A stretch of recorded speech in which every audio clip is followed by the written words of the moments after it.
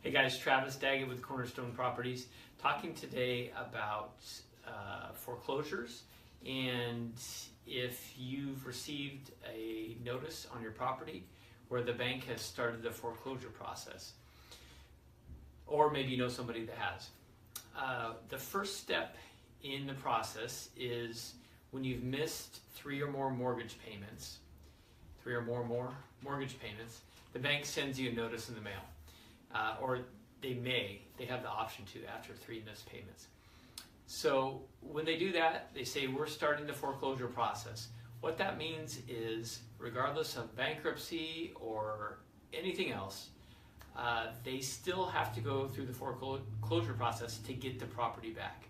There's no other way for them to be made whole on that debt. So you may have had a bankruptcy or not, you may have left the property, it may have even been vacant for years. You've moved on, you may be in a different state or different country, not communicating with the bank even for years. It's still your property until the foreclosure auction sale. You're still on title, you're still on the deed, and of course you're still on the mortgage. And the only way the bank can get the property back is to go through the foreclosure process and have that auction sale. Until then, it's not their property, it's your property. And what that means is you have certain rights up until that sale. You have the rights to sell the property, of course. You have the right to sell your right to sell the property. You have the right to sell your title and your interest to the property. So what we typically do is we step into that process and help you avoid foreclosure, because that's a big hit on your credit.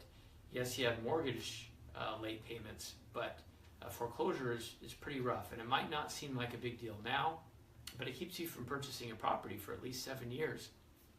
So in a few years, it might be a big deal when you want to purchase a property.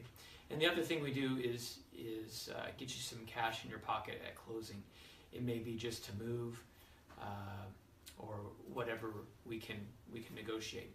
So we negotiate with the bank on your behalf, and that's typically done through a short sale, which just means that the bank agrees to take less than is owed. And that's done because most of the time when someone hasn't paid their mortgage, it's because they owe more than the property is worth. And so a lot of times people say, what's the point? I'm not going to get any money out of it anyway. And the bank is not in the housing business, so they don't really want the property back either.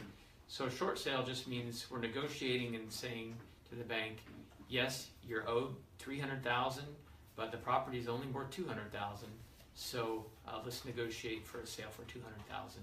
And the most important part of that short sale process is having a buyer that's ready, willing, and able to purchase the property, usually for cash. And it also really helps to have a negotiator that's negotiating on your behalf, and we have one of those too.